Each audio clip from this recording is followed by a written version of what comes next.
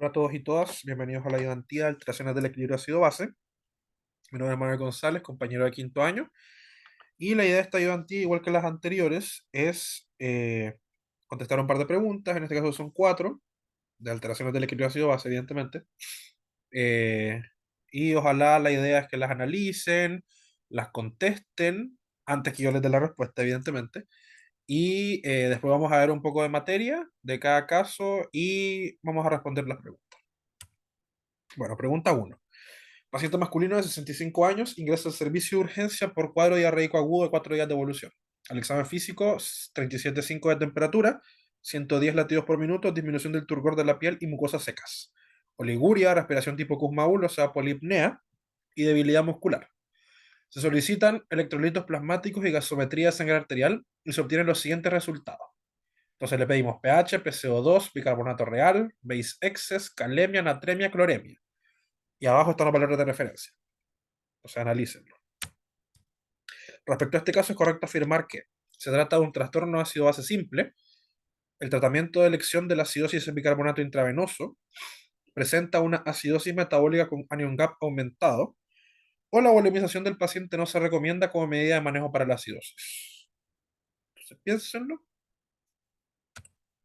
Bueno, empecemos. Empecemos con lo más básico.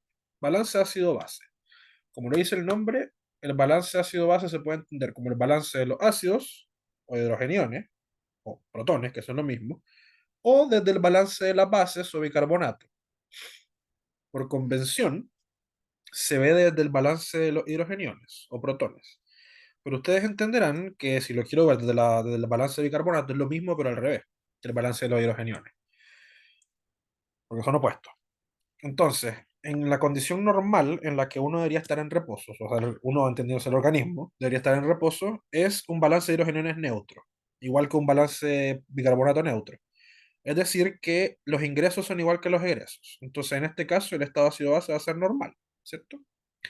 Cuando tenemos un balance de hidrogeniones positivo, o sea que los ingresos son más que los egresos, o que hay una ganancia neta de hidrogeniones, estamos hablando de acidosis, que no es lo mismo que la acidemia. Acidemia, como lo dice su nombre, es cuando la sangre está ácida. Y es una definición que se hace en base al parámetro pH de sangre arterial. Cuando el pH de sangre arterial que se mide está disminuido, o sea, menos de 7,35, eso es acidemia. Así de fácil. Acidosis es el proceso fisiopatológico de base que está determinado por una ganancia neta de hidrogeniones o una pérdida neta de bases. ¿Ya? Eso es acidosis. Eso es como el proceso, el mecanismo. ¿Por qué hacer la distinción? Porque no toda acidosis va a estar correlacionada con una acidemia, por ejemplo.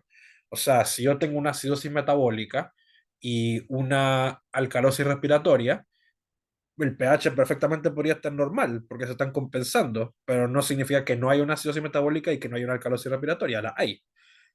Por eso es que son distintos, ¿ya? Y un balance de hidrogeniones negativo, en que los ingresos son menores que los egresos, o hay una pérdida neta de hidrogeniones, va a determinar una alcalosis. Entonces, que insisto, no es lo mismo que la alcalemia. La alcalosis es cuando hay una pérdida neta de hidrogeniones o una ganancia neta de bases, que no es lo mismo, evidentemente, pero llevan a lo mismo, que es la alcalosis. ¿Ya? Y esto está regulado por estos cinco mecanismos que hay acá, que lo importante es que son una secuencia temporal. ¿Ya?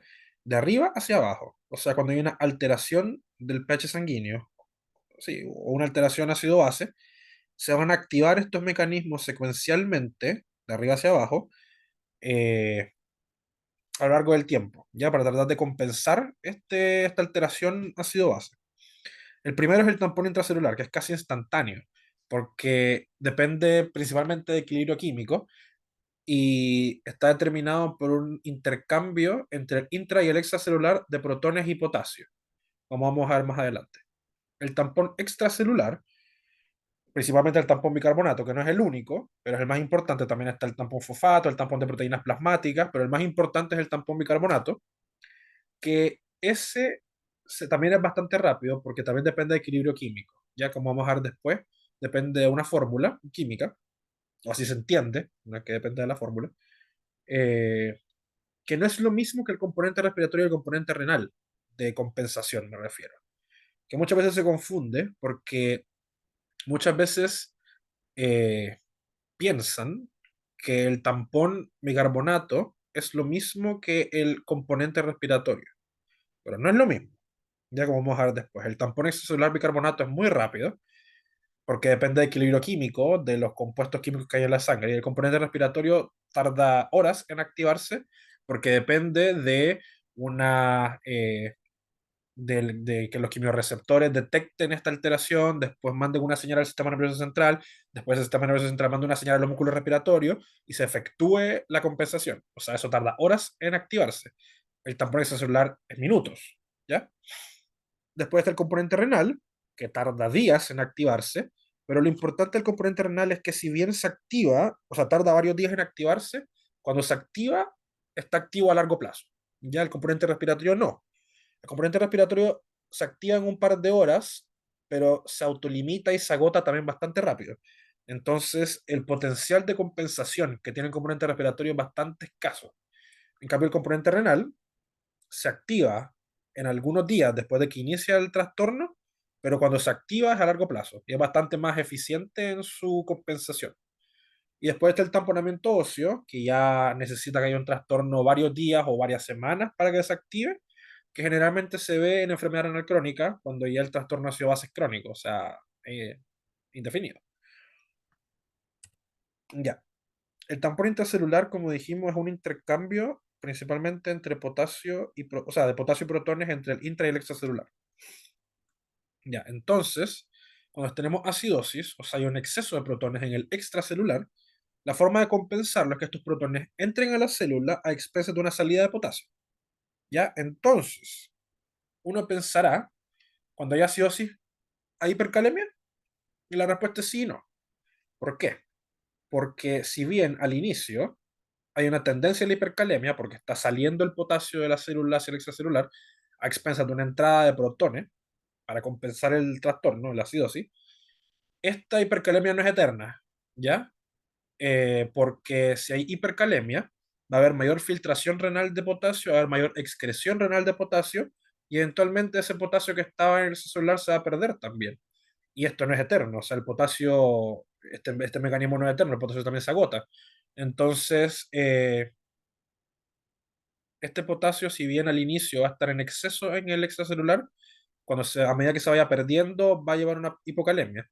Por eso es que la cetoacidosis diabética, por ejemplo, que es una acidosis metabólica, cuando lleva varias horas, o sea, generalmente va a haber hipocalemia. ¿Ya? O sea, lo típico es que el paciente con cetoacidosis diabética que lleva varias horas de evolución esté hipocalémico más que hipercalémico.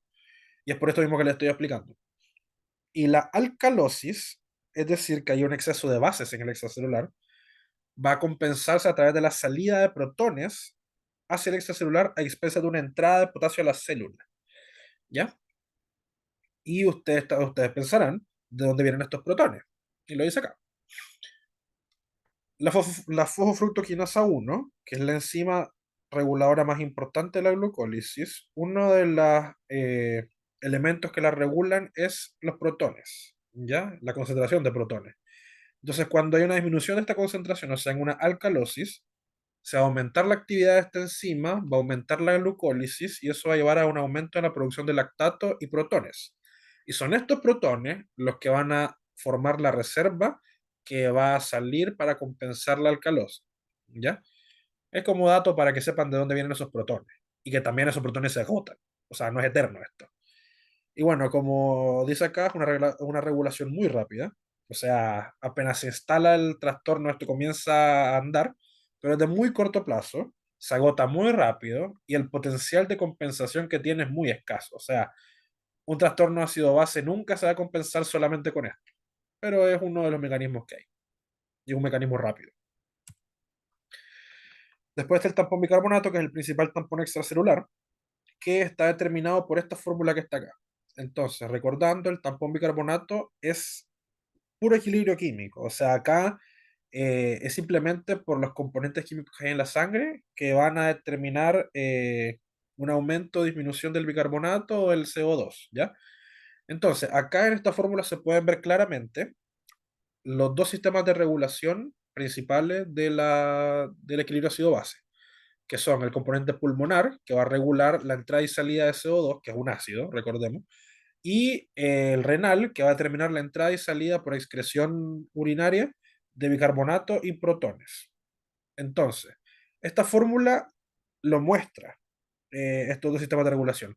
Pero el tampón bicarbonato tiene que ver más con un equilibrio químico rápido. O sea que ante, por ejemplo, una acidosis metabólica que disminuye primariamente el bicarbonato, el equilibrio químico va a determinar que, o sea, el equilibrio químico se va a mover hacia la derecha, va a determinar que disminuye el CO2 para expresar una mayor producción de bicarbonato. Eso es el tampón bicarbonato. O sea, por equilibrio químico de esta fórmula, si hay una disminución de bicarbonato, va a disminuir el CO2 porque la fórmula se va a estar desplazando hacia la derecha. Si hay un aumento del bicarbonato, va a haber un aumento de CO2 porque la fórmula se va a desplazar hacia la izquierda, hacia la producción de CO2, ¿ya? Entonces, si bien en los parámetros que nosotros medimos, generalmente asociamos que si hay una disminución de bicarbonato y una disminución de CO2 por compensación respiratoria, si bien es casi siempre cierto, también hay que tomar en cuenta que el tampón bicarbonato también está aportando o influyendo en esta relación bicarbonato-CO2. Ya por puro equilibrio químico, acá no estamos hablando de que estoy respirando más o estoy respirando menos. Es que en la sangre ocurre esta reacción química. ¿Ya? Y esto también es importante, por valor diagnóstico me refiero, por el concepto de bicarbonato estándar. Esto es re importante que lo entiendan. El bicarbonato estándar es un parámetro más que se puede pedir en el laboratorio. Se puede pedir bicarbonato real o bicarbonato estándar. Generalmente recomiendo que pidan los dos. ¿Por qué? Porque el bicarbonato estándar es el que nos va a ayudar a salir de la duda de si existe un trastorno metabólico o no. ¿Ya? O es uno de los que nos pueden ayudar a dilucidar esta pregunta.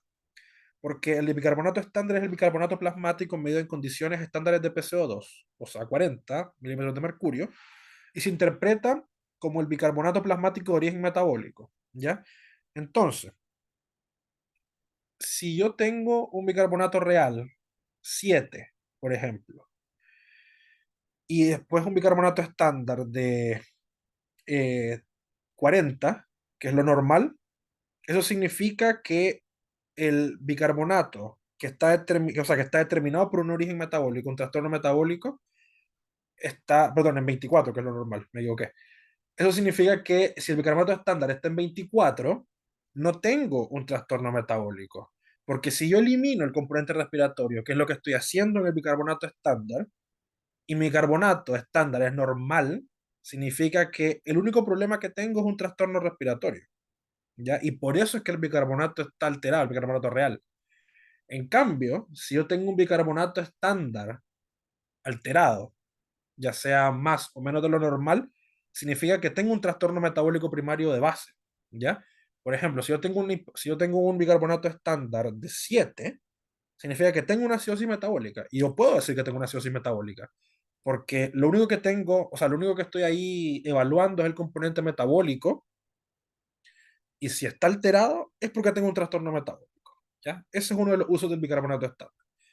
Y otro uso del bicarbonato estándar es al compararlo con el bicarbonato real, ¿ya? O sea, no solo el valor puro del bicarbonato estándar, sino su comparación con el bicarbonato real. ¿Y por qué es esto? Porque si mi PCO2 real del paciente está normal, o sea, no tengo un, o sea, si está normal, el bicarbonato real va a ser igual que el estándar, porque si en el laboratorio yo le digo a 40 no estoy haciendo nada. O sea, el estándar va a ser igual que el real. Si el paciente tiene una hipercapnia, o sea que el CO2 aumenta, por equilibrio, el bicarbonato también va a aumentar, ¿ya? Y si esto yo en el laboratorio lo llevo a 40, o sea, disminuyo esto, también va a disminuir esto, ¿ya? Eso significa que el bicarbonato estándar va a ser menor que el real, por equilibrio, estoy hablando, por equilibrio químico. Y si tengo una hipocapnia, o sea que esto disminuye, eso también va a disminuir. Y si en el laboratorio yo lo llevo esto para arriba, eso también va a aumentar. Entonces el bicarbonato estándar va a ser mayor que el real en una hipocapnia del paciente. ¿Ya? Ese es otro uso del bicarbonato estándar. Pero el principal uso, insisto, es que me permite saber a ciencia cierta si yo tengo un trastorno metabólico o no. Si mi carbonato estándar es normal, no tengo un trastorno metabólico. Si está alterado, tengo un trastorno metabólico. ¿Ya? Ahora, el componente respiratorio también es importante, que, bueno, esta es la explicación como fisiológica de esto, es que los quimiorreceptores miden pH, PCO2 y PO2. Si mi pH disminuye, mi PCO2 aumenta, estoy hipoxémico, va a aumentar la actividad de los quimiorreceptores, eso va a aumentar la actividad del centro de control respiratorio en el tronco cefálico, y eso o sea, va a mandar una señal a los efectores, que son el músculo respiratorio, va a aumentar la frecuencia respiratoria, va a aumentar la ventilación y estos parámetros van a mejorar. Y cuando mejoran estos parámetros, son de nuevo medidos por los quimiorreceptores y esto se va a autolimitar solo. Por eso es que la compensación respiratoria no es muy buena, en el sentido de compensación me refiero, porque se regula sola y tiene un tope de lo que puede compensar. Pero es bueno eso, porque nos sirve bastante para el diagnóstico por esto mismo, porque yo puedo determinar qué es lo esperable, qué es la compensación esperable simplemente, o sea, qué es el cambio esperable de PCO2 simplemente por compensación respiratoria de un trastorno metabólico. ¿Ya? Y esto es esta fórmula acá. En una acidosis metabólica, por cada mil equivalente por litro de bicarbonato que disminuye, va a disminuir 1,25 milímetros de mercurio, aquí no me equivoqué, de PCO2. Eso es lo esperable en una compensación respiratoria pura. En una alcalosis metabólica, la compensación es un poco peor, en que por cada mil equivalente por litro de bicarbonato que aumenta, va a aumentar 0,75 milímetros de mercurio de PCO2. ¿Ya? Entonces yo, calculando esto, puedo determinar si el cambio en la PCO2 de mi paciente que yo mido es lo esperable en una compensación respiratoria sola o si hay algo más detrás, ¿ya? Porque si la PCO2 no es lo que yo espero en base a este cálculo, significa que tengo un trastorno respiratorio primario además del metabólico, ¿ya? Esta es la utilidad de los cálculos que lo hacen hacer tan lateros. Es que nos permiten determinar si es un trastorno simple o un trastorno mixto. Eso es lo importante, ¿ya? Y bueno, los trastornos ácido-base se pueden clasificar en trastornos puros, en que no hay una compensación del otro sistema. Por ejemplo, una acidosis metabólica no compensada respiratoriamente. Los trastornos simples, que son una alteración primaria con una compensación del otro sistema, por ejemplo, una acidosis metabólica compensada con una alcalosis respiratoria secundaria, o sea, no estoy hablando de algo mixto. Y también están los mixtos, que es una alteración primaria de los dos componentes. O sea, por ejemplo, una acidosis respiratoria, perdón, una acidosis metabólica compensada, que se le suma una alcalosis respiratoria primaria, por ejemplo, por una debilidad de los músculos respiratorios por hipocalemia. Como spoiler es el caso de este paciente que vimos acá. Bueno, analicemos el trastorno ácido-base de este paciente. Ya, centrémonos en este paciente de nuevo. Tenemos un pH de 7,3, o sea, está disminuido, o sea, tiene una acidemia. Tiene una PCO2 aparentemente normal, 39, lo normal es 40 más menos 3, ¿ya? Un bicarbonato real de 7, o sea, tremendamente disminuido. Entonces acá tenemos que pensar que es raro que el bicarbonato real está muy disminuido y la PCO2 está normal. Si yo sé que por equilibrio químico y por compensación respiratoria debería también disminuir. Así que estamos viendo. Y un base excess de menos 15. El base excess también y el buffer base también se mide a condiciones estándares de 40 milímetros de mercurio de PCO2. Entonces, este también es otra herramienta, igual que el bicarbonato estándar, que nos sirve para determinar si existe un trastorno metabólico de base o no. Entonces, solamente viendo que hay un base excess de menos 15, yo sé que hay una acidosis metabólica. ¿Ya? Entonces, tenemos una acidosis metabólica. ¿Por qué? Porque tenemos un pH bajo, tenemos un bicarbonato real muy bajo y tenemos un base excess negativo. Eso es lo más importante para determinar que hay una acidosis metabólica. Y ahora veamos si está compensada respiratoriamente. La disminución de bicarbonato es de 17 mil equivalentes por litro, porque 24 menos 7 es 17. ¿Ya? Eso por 1,25, porque acá recordemos que eso es lo esperable, es 21,25. O sea, yo esperaría que la PCO2 disminuya en 21,25 milímetros de mercurio. Entonces yo esperaría que la PCO2 esté en 18,75 minutos de mercurio, aprox, porque lo normal es 40. Entonces 40 menos 21,25, 18,75. Pero veo que está en 39. Entonces no está como yo esperaría que esté. Entonces, eso me está hablando de que es un trastorno mixto. Hay algo más. Hay un trastorno respiratorio también. Y eso estamos hablando de una acidosis respiratoria. ¿Por qué? Porque la disminución de PCO2 es menor a la que yo esperaría. Es decir, que hay un exceso de dióxido de carbono y sabemos que el dióxido de carbono es un ácido. Entonces es una acidosis respiratoria. ¿Ya? O sea, el paciente debería estar hiperventilando, pero no está hiperventilando tan bien. Esa es como la forma fácil de decirlo. Ahora, ¿por qué de esto? Bueno, nosotros podemos hipotetizar, pero lo más probable es que la acidosis metabólica esté determinada por pérdidas intestinales de bicarbonato, por la diarrea, y también por hipoperfusión, que al final va a determinar un aumento de la producción de ácido láctico. Entonces acá tenemos una acidosis metabólica por varias causas. Lo más probable primero haya empezado por la diarrea y después por la hipoperfusión. Y también tenemos una acidosis respiratoria, probablemente porque la hipocalemia está causando una debilidad de los músculos respiratorios que no permita que hiperventile. Entonces, no puedo eliminar el CO2, el exceso de CO2. Entonces, también tengo una acidosis respiratoria. Entonces, pésimo este paciente. Bueno, y también veamos el concepto anion gap, que tiene que ver con la acidosis metabólica. Que el anion gap se define, bueno, se define con esta fórmula, ¿verdad? El sodio menos el bicarbonato más el cloruro. Pero, o sea, yendo más, esa es la forma de calcularlo, pero yendo más a lo que significa el anion gap, es, bueno, es bastante evidente un gap de aniones, pero lo explica este esquema, que al final el principal catión de la sangre es el sodio. Y los principales aniones son el bicarbonato y el cloruro. Entonces, esto, por ley de equilibrio, deberían estar iguales, ¿ya? Pero cuando es mucha la diferencia entre el sodio y estos dos aniones principales, significa que hay otro anión en la sangre que está determinando este gap, está determinando esta diferencia. Y estos aniones son muchos, lo que pueden ser glicol, oxoprolina, lactato, LOD, metanol, aspirina, salicilato. Bueno, perdón. Estos no son los aniones, estos son las causas de acidosis metabólica con anion gap. Los aniones son otros, están en la punta.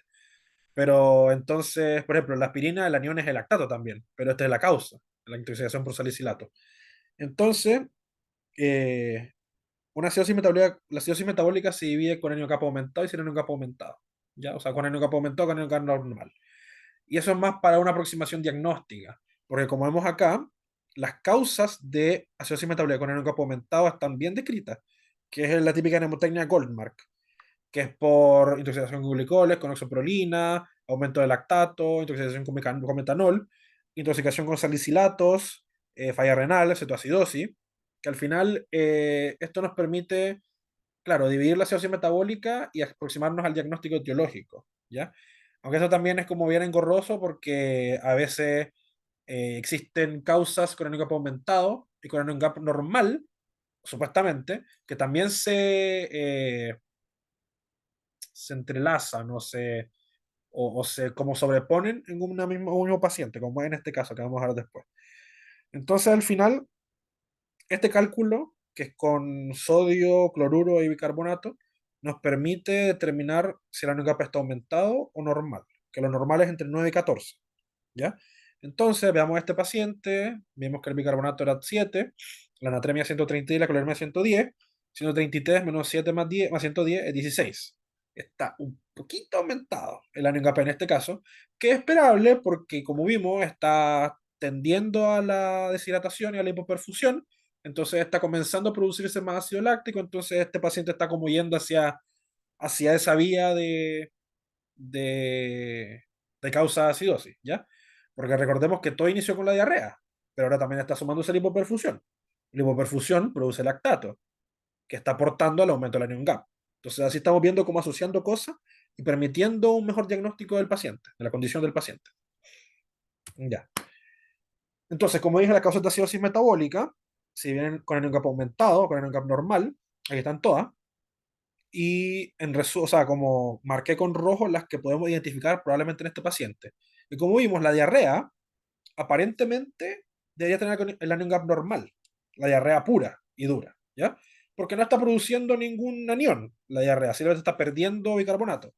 Pero si a la diarrea se le suma la hipoperfusión que está causando, esa hipoperfusión produce ácido láctico.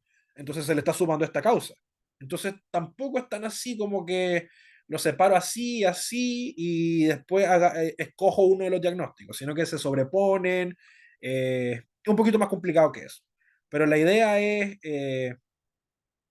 claro, la idea al final, el anion capa aumentado en este caso nos está ayudando a determinar para dónde está yendo la evolución del paciente, que en este caso está yendo a la hipoperfusión, o sea, un pronóstico peor. ¿Ya? Bueno, en resumen, en este paciente tenemos que el mecanismo de todo es una diarrea aguda de 4 días de evolución y que los trastornos que podemos encontrar son depresión clínica del Beck por la deshidratación, hiponatremia, hipocalemia, hipercloremia y lo que nos importa en esta ayudantía, acidosis metabólica primaria, anicopo aumentado y acidosis respiratoria primaria. ¿Ya? Entonces, volviendo a las preguntas, se trata de un trastorno ácido-base simple, no es mixto, como vimos. En este caso, el tratamiento de elección de la acidosis de bicarbonato no, mataríamos al paciente, de hecho, porque si le metemos bicarbonato, lo que va a pasar es que el tampón intracelular actúa tan rápido que cuando nota que está subiendo el bicarbonato en la sangre, va a meter potasio a la célula, va a sacar protones y la hipocalemia que tenía va a ser peor y le va a dar una arritmia al paciente y se va a morir. ¿Ya? Entonces el bicarbonato se ocupa muy poco cuando ya la acidosis es terrible, o sea, es dramática y también siempre suplementando potasio, evidentemente, porque si no estamos matando al paciente. En este caso, el tratamiento de elección es la volemización. ¿Por qué? Porque si yo, eh, porque al final en este caso lo más probable, lo que está pasando es que el paciente está perdiendo bicarbonato por la diarrea y también está deshidratándose. Entonces, si yo lo volemizo y lo volemizo con ringarlactato, por ejemplo, que está bien como equilibrado y tiene bicarbonato y cuestiones, eh, yo probablemente mejore toda la condición de este paciente. Y también, evidentemente, tengo que darle sales de rehidratación para la diarrea, pero al final es bastante fácil, por decirlo así, eh, el tratamiento de estos pacientes, porque es siempre polemización y electrolitos, y no tanto bicarbonato y cuestiones más complicadas, ¿ya? Y bueno, presenta una acidosis metabólica con el cuerpo aumentado, sí, efectivamente, como vimos, estaba un poquito aumentado porque estaba atendiendo a la hipoperfusión. Y la volemización del paciente sí se recomienda como medida de manejo para la acidosis y para la deshidratación de la diarrea también. Bueno, ahora vamos a la pregunta 2. En el internado te piden revisar los resultados de laboratorio de un paciente de 35 años hospitalizada para colecistectomía electiva. La paciente se encuentra asintomática. Al examen físico destaca 85 latidos por minuto, 14 respiraciones por minuto, 36,5 de temperatura, saturación 96, FIO2 ambiental. Entre los exámenes, por algún motivo, se le hizo una gasometría sangre arterial que muestra esto. Ya no les pongo los valores de referencia, eso ya lo tiene que aprenderse. pH 733, PCO2 41, bicarbonato 20, Base menos 5. Respecto a este caso, es correcto afirmar. Se trata de un trastorno ácido-base mixto, acidosis metabólica más acidosis respiratoria. Se trata de un trastorno ácido-base simple.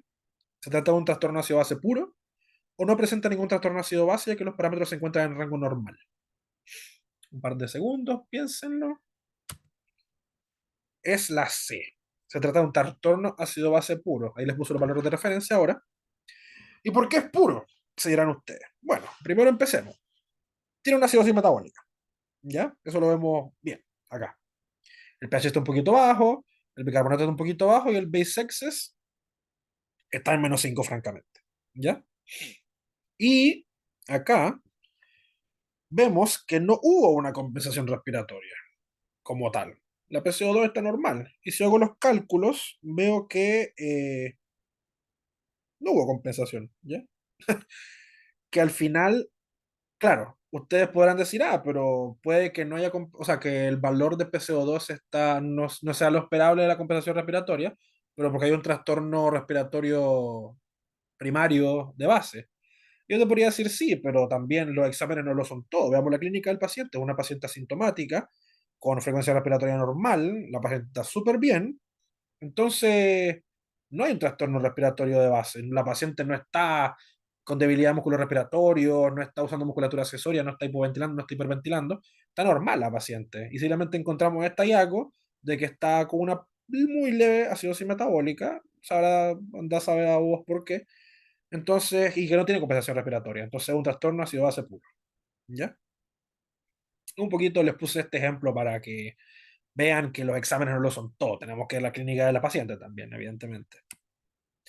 Bueno, ahora volvamos. Pregunta 3. Paciente mujer de 22 años consulta en servicio de urgencia por vómitos profusos de 4 días de evolución. Al examen físico destaca presión 90-60, 120 latidos por minuto, frecuencia respiratoria 10, signos de deshidratación, sarcopenia y contracción de la musculatura facial posterior a la percusión en la región preauricular, como se ve en la imagen. Que ustedes deberían saber cómo se llama ese signo.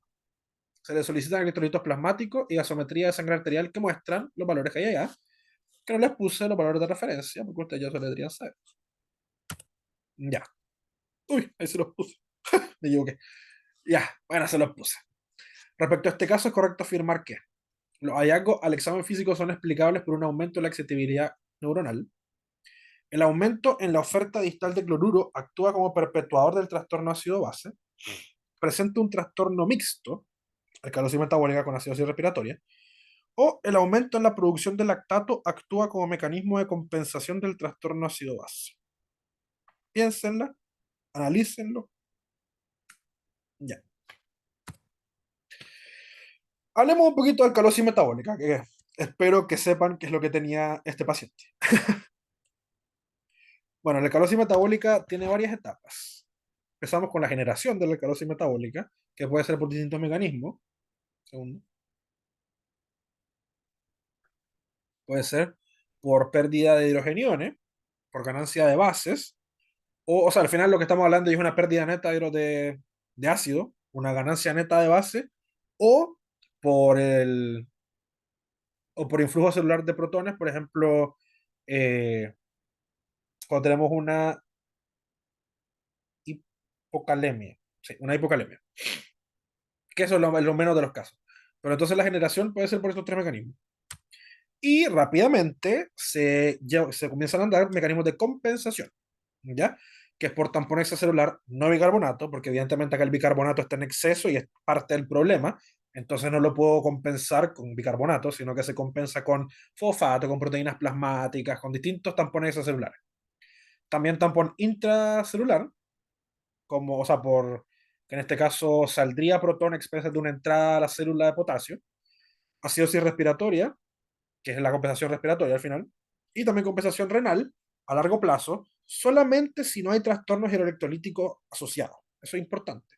La compensación renal en la alcalosis metabólica solamente se da si no hay trastorno, si no hay otros trastornos hidroelectrolíticos. Acá vemos que sí lo hay. Entonces, lo más probable es que la compensación renal no se active o sea bastante mala.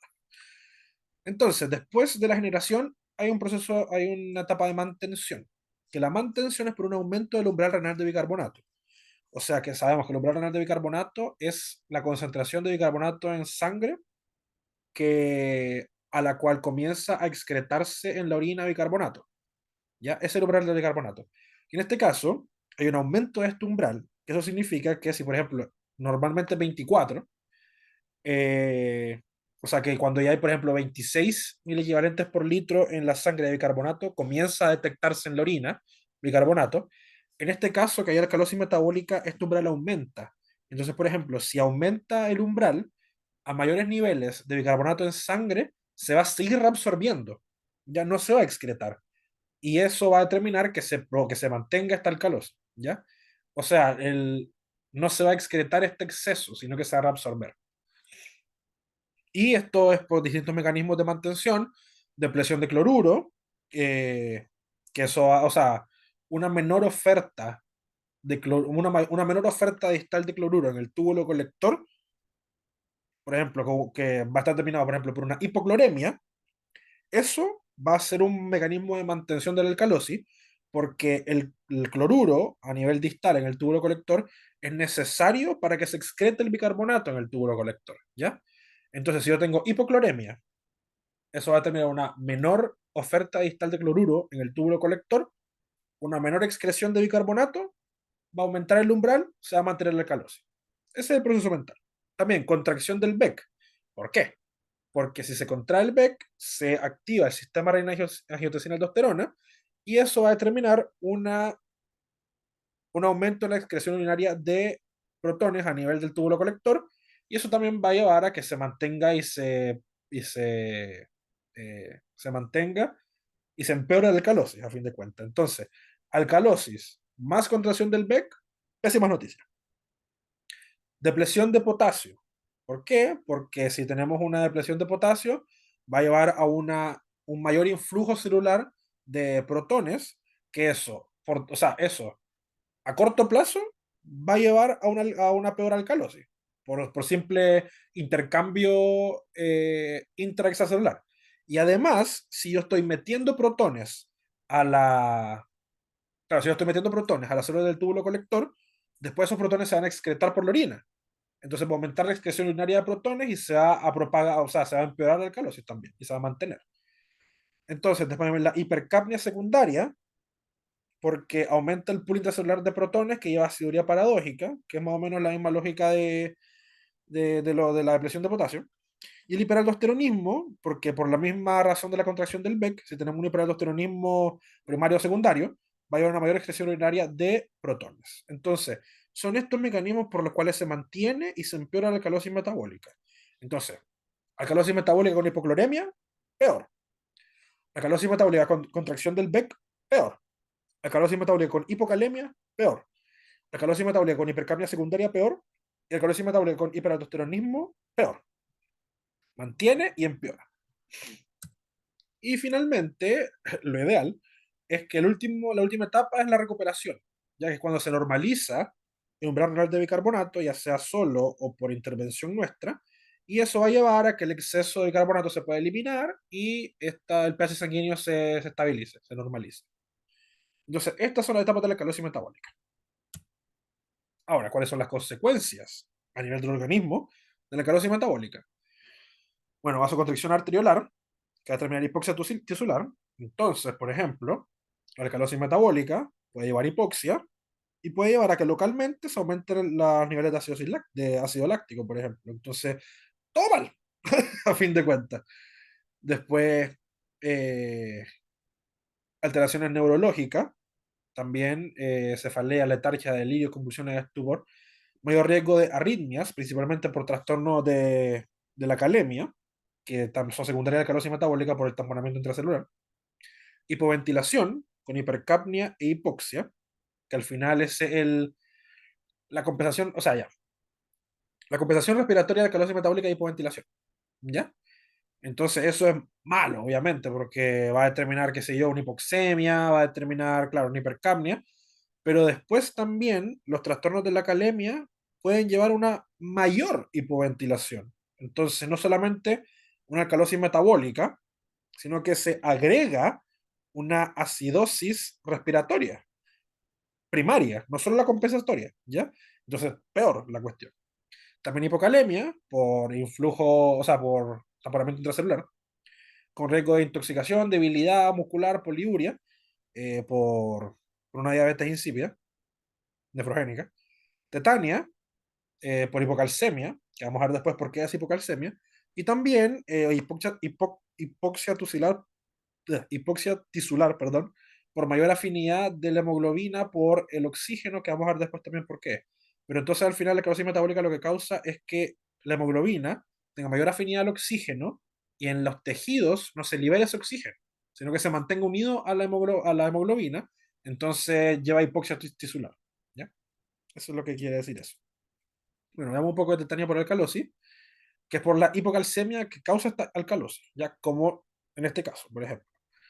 Que bueno, en este caso dijimos que el taponamiento extracelular es por los tampones distintos al bicarbonato. Uno de ellos son las proteínas plasmáticas, que generalmente están unidas a protones, pero que en este caso se disocia esto y los protones se usan para eh, tamponar la alcalosis y la proteína queda suelta con carga negativa, ¿ya? ¿Y cuál es uno de los cationes que hay en la sangre? El calcio, iónico, libre, que al final es el que nos sirve para los Para claro, la excitabilidad neuronal o la excitabilidad neuromuscular es el calcio iónico el que nos sirve, el calcio libre. Y este calcio iónico se une a la proteína y eso va a causar una hipocalcemia iónica. O sea, hay menos calcio libre que se puede usar para estos procesos neuromusculares, neuronales. Y esto va a llevar a una hiperexcitabilidad neuromuscular. ¿Ya?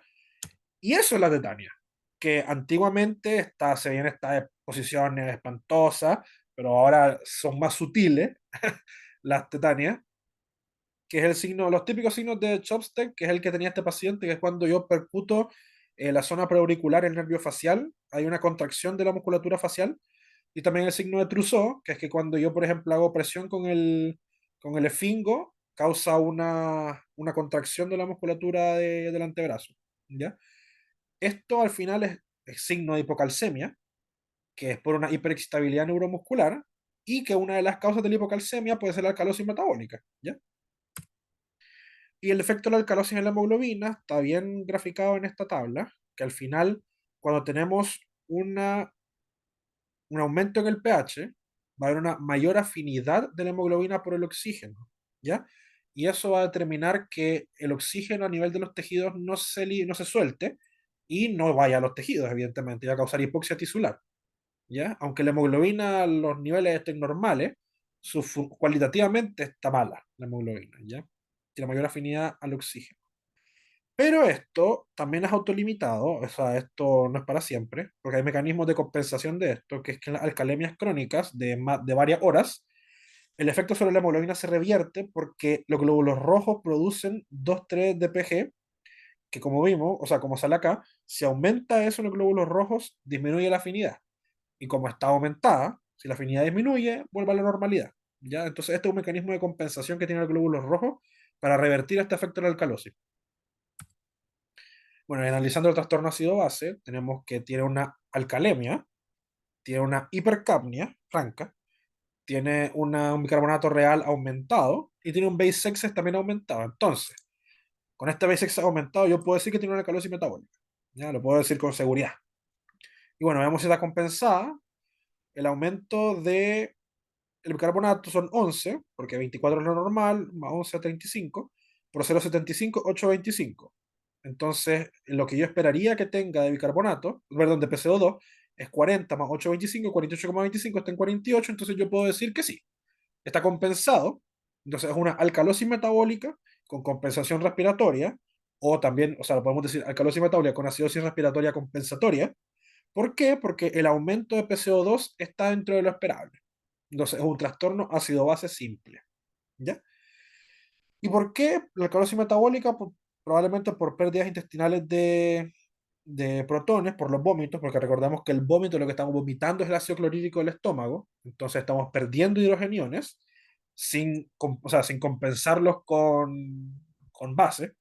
Y también podemos, por la hipocalemia, hay un influjo celular de protones. Entonces eso es por ambas causas. Y la hipocalemia también es por las pérdidas intestinales de potasio. Bueno, en resumen, el mecanismo de todo esto son los vómitos profusos de 4 días de evolución y los trastornos en contrason. Depresión clínica del Beck, hipernatremia tenía 151, los máximos 145, lo normal. Hipocalemia 2,8, muy mucho, o sea, está bien hipocalémico. Hipocloremia 86, que como, o sea, como vimos, es uno de los mecanismos de mantención de la alcalosis, y tiene alcalosis metabólica primaria y acidosis respiratoria compensatoria. Entonces, viendo las preguntas, los hallazgos al examen físico son explicables por un aumento en la excitabilidad neuronal, sí, el signo de Chopstead que tenía es por eso mismo, por la hipocalcemia. El aumento en la oferta distal de cloruro actúa como perpetuador de trastorno ácido base, no, es la disminución, porque tiene una hipocloremia. Presenta un trastorno mixto, no, es simple. Y el aumento en la producción de lactato actúa como mecanismo de compensación del trastorno ácido base, no.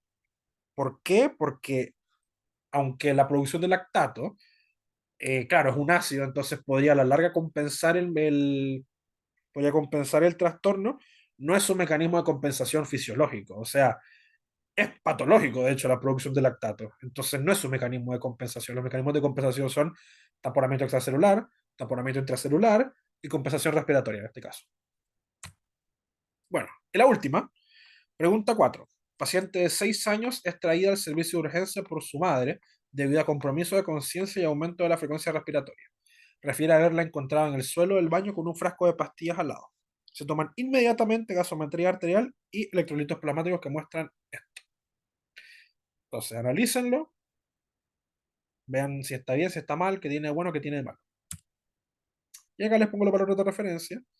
Respecto a esta paciente, incorrecto afirmar que tiene un trastorno simple, acidosis metabólica con compensación respiratoria, presenta una acidosis metabólica con anion gap aumentado, el mecanismo de producción afecta directamente al centro de control respiratorio, o el bicarbonato estándar sería mayor al bicarbonato real, pero igualmente estaría disminuido. Entonces piénsenlo, analícenlo, hagan sus cálculos. Ya. Analicémoslo. Tiene un pH 735, está en el límite inferior, pero está dentro de lo normal, podríamos decir. Tiene una PCO2 de 11, disminuida, lo normal es 40. Tiene un bicarbonato real disminuido, lo normal es 24, está en 7. Y tiene un base excess de -18, ¿cierto? Sí. Entonces, por el base excess podemos decir que está en acidosis metabólica. Facilito. El bicarbonato, acá me equivoqué, es 17, no sé por qué puse 13. Ya, pero volvamos, o sea, volvamos al ejemplo anterior. El 17, igual que el anterior, por 1,25 era 20 y tanto, creo. Y el PCO2 esperable era como 20. Sí, era como 20, ¿eh? Vamos al ejemplo anterior.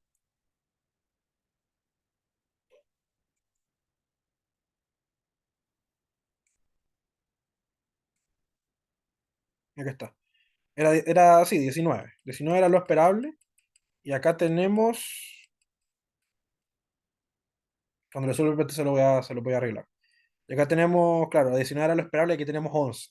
¿Ya? Entonces, la disminución de PCO2 es mayor a lo esperable. Es decir, que, por decirlo así, hay menos CO2 de lo esperable, entonces estamos hablando de una alcalosis respiratoria. ¿Ya? O sea que el paciente está hiperventilando más de lo que debería hiperventilar por la compensación. ¿Ya? Y si calculamos el anion gap, 138 menos 7 más 100 está en 31. Lo normal es entre 9 y 14. Entonces está muy aumentado el anion gap. Entonces, podemos decir que una acidosis metabólica con anion gap aumentado más una alcalosis respiratoria primaria. Ya entonces es un trastorno mixto. Ahora, ¿por qué esto? Esto es una intoxicación con salicilato. Esta, una niña de 6 años que por accidente consumió cantidades tóxicas de aspirina y que cursó una intoxicación con salicilato. Ahora, el pH está normal, pero está falsamente normal. ¿Ya? ¿Por qué? Porque la acidosis metabólica y la alcalosis respiratoria están compensando el pH, pero claramente esta paciente no está bien. O sea, entonces ahí estamos viendo que acidemia y alcalemia no es lo mismo que acidosis y alcalosis, ¿ya? O sea, el pH solo no es un parámetro fiable para la condición ácido-base del paciente o de la paciente. Ahora, ¿por qué estos trastornos? Bueno, la intoxicación por salicilatos causa la acidosis metabólica con el aumentado porque lleva a una mayor formación de lactato y cuerpo cetónico por un desacoplamiento de la fosforilación oxidativa. ¿Ya? Entonces, la acidosis metabólica es por una mayor producción de lactato y cuerpo cetónico. Eso significa que tiene anión aumentado, evidentemente. Y la alcalosis respiratoria es porque los salicilatos también activan directamente el centro respiratorio. Entonces va a haber una hiperventilación más de la compensatoria, ¿ya? Es una alcalosis respiratoria primaria que se le suma a la acidosis metabólica, ¿ya? Entonces, en resumen, tenemos una intoxicación por salicilato con una acidosis metabólica primaria, un anion gap aumentado y una alcalosis respiratoria primaria, ¿ya? Entonces es un trastorno mixto. Entonces, la incorrecta era la que decía que tenía un trastorno simple porque es mixto. Tiene una acidosis metabólica con una alcalosis respiratoria. Tiene una acidosis metabólica con el encapo aumentado, sí. El mecanismo de producción afecta directamente al centro de control respiratorio, sí, lo activa hiperventilando. Y el bicarbonato estándar sería mayor al bicarbonato real. Sí. ¿Por qué? Porque si mi PCO2 es 11 y yo llevo esto a 40, mi carbonato estándar va a aumentar. ¿Ya? Pero como una acidosis metabólica la que tiene, va a ser igual menor al normal el bicarbonato estándar. Eso es lo que significa esta alternativa, que es correcta en este caso. Bueno, mensaje final. Por favor, vayan a las clases y lean el apunte. El apunte de equilibrio ácido base que les subieron es buenísimo. A mí me encanta ese apunte, ¿ya? Y muchas cosas de que están en la ayudantía las saqué de la punta final. Y las clases también son importantes porque los profesores son distintos, casi, o sea, son algunas veces distintos en distintos años. Entonces, en las clases, o sea, en las pruebas preguntan lo que los profesores dicen en las clases. Entonces, vayan a las clases, lean el apunte y también, por supuesto, si la ayudantía les fue de utilidad, fantástico. Bueno, muchas gracias, espero que les haya servido. Cualquier pregunta que tengan, estamos en el Instagram contestando siempre. Y eso, les deseo mucho éxito.